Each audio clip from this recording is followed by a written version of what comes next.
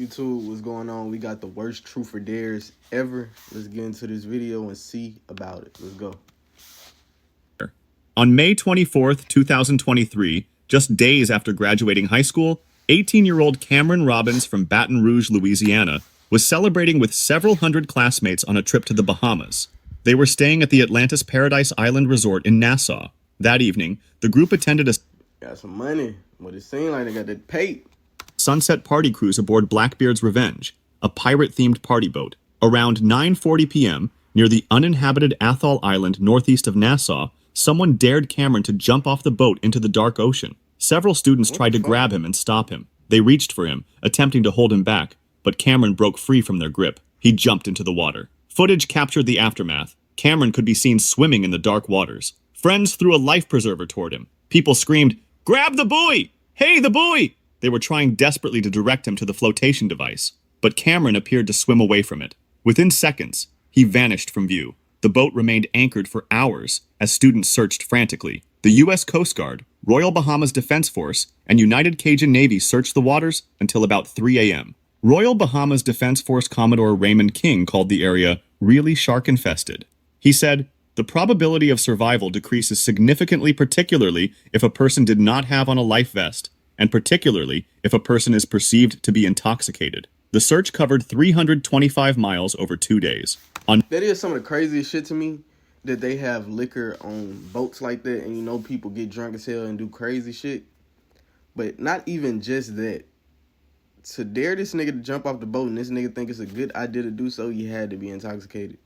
Then he swam away from the life raft. Like, it's like he wasn't trying to survive. Like, he didn't really want that shit, like, that bad. He's like, man, fuck it, man. I'm finna have a great time.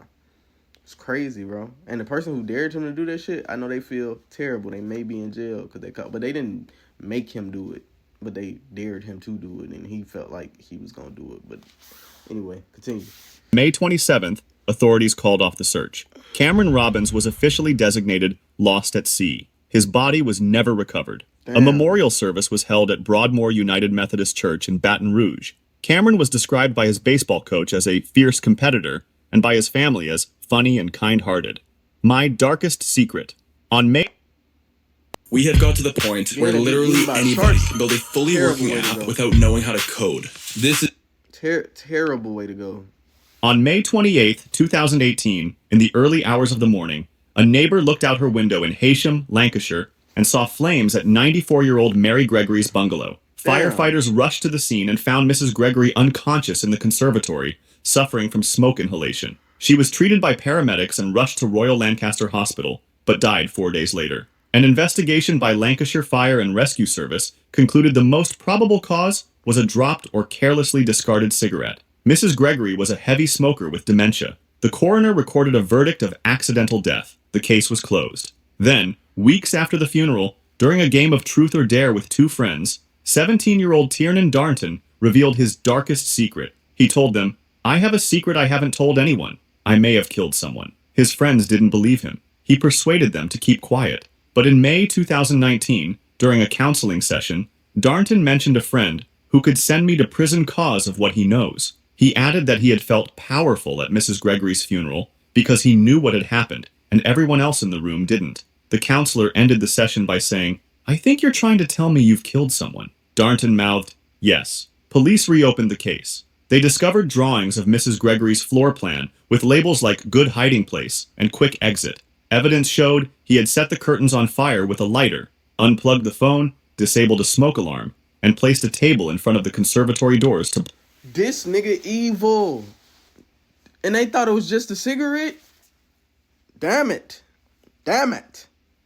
Damn it. This man is evil, bro. And then he told the secret. He got away with it and told this secret. He deserved to be in jail forever, bro. He killed an innocent old lady, bro, and made sure she couldn't leave. He blocked her in. He said, "I'm setting the curtains on fire. I'm going to make sure she can't go nowhere." This nigga fucked up. He deserved to be in jail for the rest of his life. What are we talking about? He needs to definitely be behind bars forever, my nigga. block her escape. Investigators found disturbing searches under 18 murder and how long do murderers serve in prison. In November 2021, Darnton was convicted of murder and sentenced to life with a minimum of 15 years. The bridge incident. On a summer day in 2024, two teenagers, ages 15 and 16, were part of a group chat where dares were being shared among friends. The conversation turned to jumping off a bridge into Lake Hartwell, South Carolina. The pressure mounted through messages. Other teens egged them on. The two decided to go through with it. They drove to the bridge and climbed onto the railing. The drop to the water below was significant. Without hesitation, both teens jumped. They plunged into Lake Hartwell. Friends watching from the shore expected to see them surface. Seconds passed, then minutes. Neither came back up. Emergency services were called immediately. Dive teams searched the lake. See, when you so young, bro, you don't even think about that shit. Like, you just doing stuff to do it, and this is one of them cases. Eventually, both bodies were recovered. Neither teen had made it back to shore. The local community was devastated. Candlelight vigils were held. Parents gathered, holding candles and photographs of the two teenagers. Flowers and messages were left at the bridge. In the days that followed, parents across the community warned about peer pressure games spreading through social media. The group chat that had contained the dare was examined by authorities. Friends who had participated in encouraging the jump were left traumatized. Counselors were brought into local schools. The deaths sparked conversations about the deadly consequences of online dares. The bridge where the teenagers jumped became a memorial site. Parents begged other teenagers to think before accepting dangerous dares, no matter how much pressure they felt from their peers. The community mourned two young lives lost to a moment of reckless decision-making.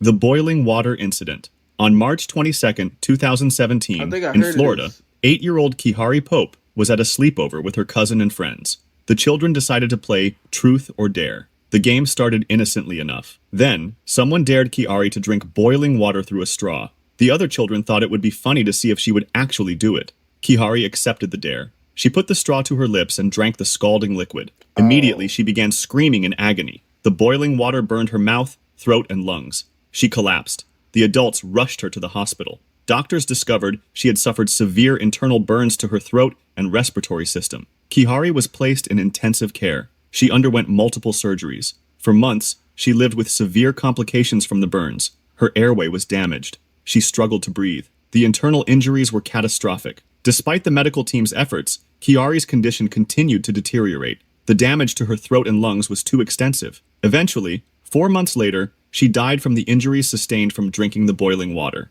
The case shocked. Gotta pay attention to your kids, man. I don't have no kids, but if I did, bro, you gotta, it's like, and it's not the parents' fault just because, the kids being kids, they in the room playing and shit, and, you check in every so often, but, like, to have boiling water, I would have figured out, like, that shit going on in the kid. Like, what are y'all boiling water for? You know what I'm saying? What y'all cooking? Y'all niggas don't know how to cook. You know what I'm saying? Then they drink the shit, like, she drank, like, damn, that's fucked. That's so fucked. Bro, rest in peace to that little girl, bro. Drinking boiling water, bro. Damn.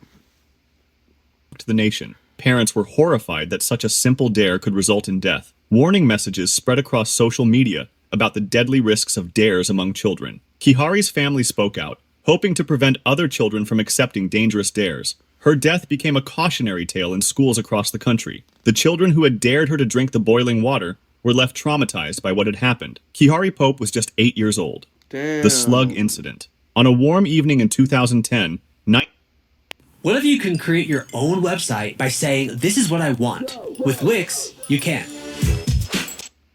19-year-old Sam Ballard was at a party in Sydney, Australia, with his rugby teammates. They were drinking wine in a backyard. The conversation was lighthearted. Then someone spotted a garden slug crawling across the patio. As a joke, one of Sam's friends dared him to swallow it. Everyone laughed. No. It seemed like harmless fun. Sam picked up the slug and swallowed it whole. Everyone cheered. The party continued. Sam went home that night thinking nothing of it. Days passed. Then Sam began feeling strange. He developed severe pain in his legs. Within weeks, he could barely walk. He went to the hospital. Doctors discovered the slug had carried rat lungworm parasites. The parasites had infected Sam's brain, causing... No! Damn! Imagine the one worm, the damn snail you pick up and eat, it got that fucking parasite and it's going to your brain, my nigga. Imagine, cuz, you just sitting there like, man, you gotta eat the snail, cuz. Everybody like, man, I'm finna eat the snail. You eat the snail, and now you finna... He finished. He finished. Once that brain fucked with, it's over with, bro. It ain't no coming back from brain. Once your brain fucked up, it's You about done. You about done, my nigga. A severe infection called eosinophilic meningoencephalitis. Sam fell into a coma for 420 days. When he finally woke up, he was paralyzed from the neck down. The infection had left him a quadriplegic. He couldn't walk, couldn't feed himself, couldn't breathe without assistance. Damn. For 8 years, Sam lived with severe disabilities, requiring around-the-clock care. His mother became his full-time caregiver. Sam's friends were devastated by what their dare had caused. In 2018, 8 years after swallowing the slug, Sam Ballard died from complications related to the infection. He was 28 years old. His death highlighted... Imagine your life normal as fuck and you eat a random slug and now your shit just fucked. Like, done. Like, it's not much you could do. You just gotta, like... You gotta deal with it, my nigga. One slug paralyzed this man for the rest of his life and then eventually killed him, bro. And that's why I take them slugs out every time I see them, my nigga. Not every time, but if they too close, they gone, get them gone. I got to. I won't be another victim. You know what I'm saying? I ain't going like that. I'm smushing the slugs, nigga. Throw salt on them niggas. It's my nigga Sam. The hidden dangers that can lurk in seemingly innocent dares. Sam's friends carried the weight of what had happened for the rest of their lives. The fireworks incident. On October 24, 2024, during Diwali celebrations in Bengaluru, India, a group of friends gathered to celebrate the Festival of Lights. Fireworks were everywhere. The night air was filled with explosions and colorful displays. The men had been drinking, and the atmosphere was festive and reckless. Someone brought out a large box of fireworks and suggested a dare. They challenged a 32-year-old man. Random. That's part of why I be scared to eat sushi and shit. Because I don't know, bro. You never know, bro. There's some of that shit raw fish. Like, fuck no. In the group to sit on top of the box while they lit the fuses. Friends laughed and egged him on. The man, emboldened by alcohol and peer pressure, agreed. He climbed onto the box and sat down. His friends lit the fireworks. For a moment, nothing happened. Then the entire box exploded beneath him. The force of the blast was catastrophic. The man was thrown into the air. The explosives detonated with tremendous power, causing fatal injuries. Friends screamed and rushed to help, but it was too late. Emergency services arrived quickly, but the man died at the scene from his injuries. Witnesses told police it had been part of a dare. The case received widespread coverage across India. News outlets showed footage of the aftermath, warning others about the dangers of combining alcohol, fireworks, and peer pressure. The man... What you think was gonna happen, though? Like, you sat on fireworks. Like, it ain't too many other options. You was either gonna blow your ass off, or blow your ass off and die. And you got blow your ass off and die. Like, what you expected to happen, my nigga? You sat on a big-ass box of fireworks expecting nothing to happen after you light that bitch. Come on, man. What, you just thought your shit was gonna set on fire? You gonna run off, tap your shit out? No, man. That's a fucking firework. They use gunpowder for that. You know, gunpowder, the shit that the bun powder in GTA, the shit that pow pow. You know what I'm saying? That's used in fireworks. So why would you think sitting on it would be a good idea? It don't make sense. His family was left to mourn a senseless death. His friends who had even liquor don't make a nigga want to do nothing like that, man. Hell no. Encouraged the dare were left traumatized and guilt-ridden. Authorities used the incident as a warning during future Diwali celebrations. Senior assassin incident. On a day in May 2025, high school seniors in Arlington, Texas, were participating in Senior Assassin, a popular end-of-school tradition. Okay. The game involves students chasing each other with water guns, trying to eliminate opponents. It's meant to be harmless fun, a way for graduating seniors to bond before heading to college. Players track each other's locations and stage surprise attacks. That afternoon, 17-year-old Isaac Leal was participating in the game with friends. They had spotted their target and began pursuit in a Jeep. The chase intensified. The vehicle accelerated through streets. The adrenaline was high. The teenagers were laughing and yelling, caught up in the excitement of the game. As the pursuit continued, Isaac climbed onto the back of the moving Jeep. He was trying to get a better position during the chase. Friends later said he was riding on the exterior of the vehicle. Then the Jeep hit a bump in the road. Isaac lost his grip and fell from the moving vehicle onto the street. His head hit the pavement with Damn it! Concussed. Concussion. I'm so glad I did not have a car in high school, bro. Because, like, the mindset I got now compared to the mindset I had then, I didn't need a car. I'm glad my parents didn't get me a car at that time, bro. Because some bad shit could have possibly happened. Who knows, bro? My mind wasn't ready for that. devastating force. The Jeep screeched to a halt. Friends jumped out, screaming. Someone called emergency services. Isaac was rushed to the hospital with catastrophic head injuries. For weeks, he remained in intensive care, clinging to life. Doctors did everything they could. His family kept vigil at his bedside, but the injuries were too severe. In early June 2025, after weeks in the hospital, Isaac Leal died from his injuries. Investigators confirmed the death occurred during the Senior Assassin game. The incident sparked debate about whether such games should be banned. Some schools across Texas immediately prohibited the tradition. If you'd like to see more stories like this, I don't think it should be banned because majority of people play the game properly. You know what I'm saying? They just so happen to have fucked up playing the game. If you enjoyed this YouTube video, man, leave me a like, comment, and subscribe, bruh. And I'm going to see y'all in the next video. I'm out this thing, man. Bye.